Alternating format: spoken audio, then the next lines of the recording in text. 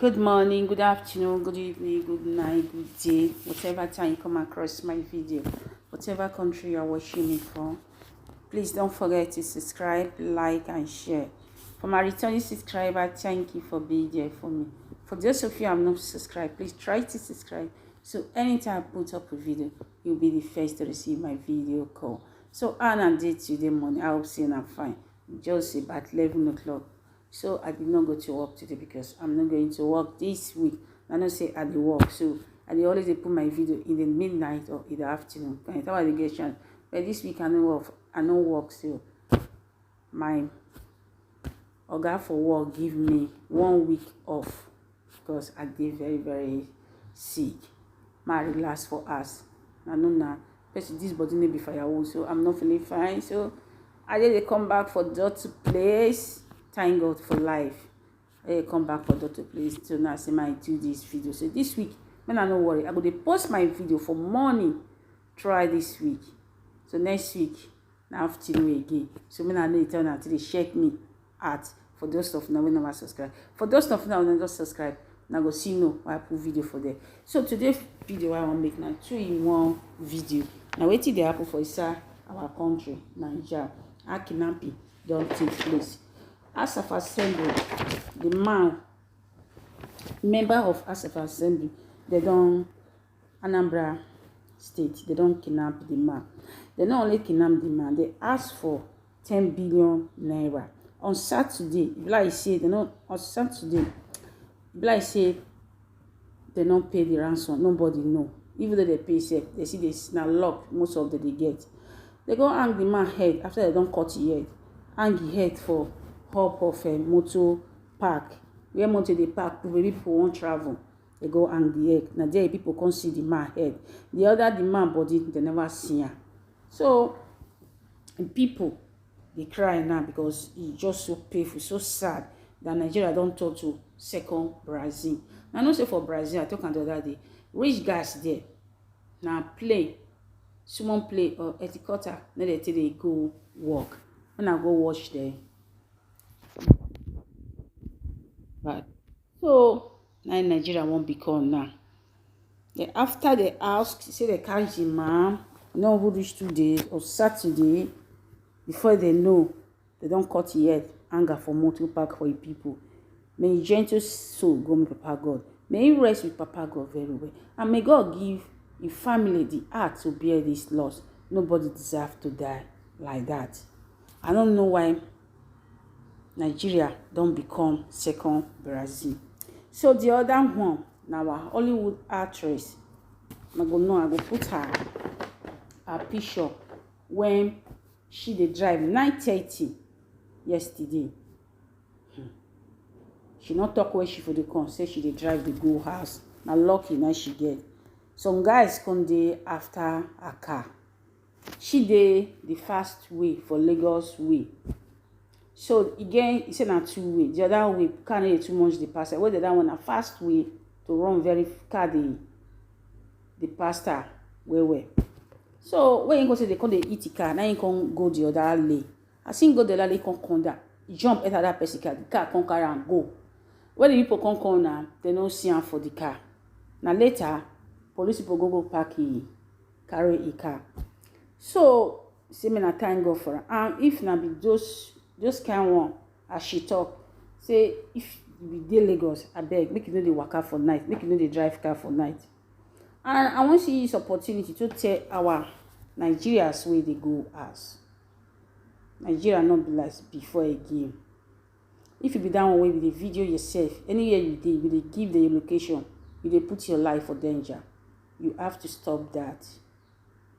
Don't do that again. By doing that, you are putting your life on danger. It's not easy. They kidnap for any state now. If you don't do your video, after you don't do your video, if you don't come back to Nigeria, you post the video to this safe. Because no by video yourself, show yourself anywhere you did toilet, do this, you put your life for risk. You don't know who be who. I beg you now. Anytime you go out, video yourself, keep the video. Once you reach Europe, you post that. That time you know say nobody will go catch you for there. Because when Nigeria did so, it did very, very odd. Now God said, I talk at the way they want to kidnap the other Hollywood actors the other day. Kidnap you don't take me. Even though you should papa out now, they never see release that one. When they kidnapped the other day. You know, easy. Hunger day Nigeria. I don't say that is, you know, because hunger day Nigeria, that will not be excuse. Now just set of wicked people, lazy people, we don't want to work, when they don't want to do their job to survive. You can be doing selling granite as a guy to survive for Nigeria.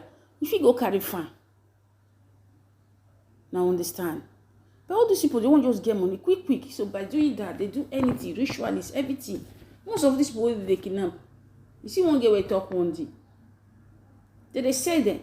They cut the people, they order them like animal now. No value for woman life again.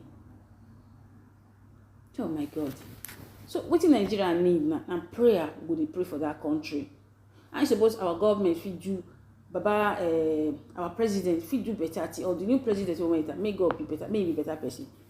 He creates a job. That person go finish school before he go there house. Down a depression now. Depression with depression, it take by the grace of God. The person don't begin to say, okay, what I go do to survive? I go eat and I go wear clothes. But that won't be excuse. You can do all that. You can do trading. You know me say everybody will go school. Then they use the school, they shop. Now just some people go school just to know how to read and speak big grammar. How most people they go school now because school said certificate now then they buy anything. Unless you come to Europe or you come to America. If you just take work, you can't go more school. If you talk big grammar. So now be school this time around. Business people who go school now, they do business. Business they sell for Africa. I think maybe most of them don't get capital. The government if they give them money, they tell you because money did that Nigeria. They be so some group of people just sit down, they shop our money. They vest, people they vest now. So they vest. Create things for people. Okay, you finish school, you know, so I take this money, go start.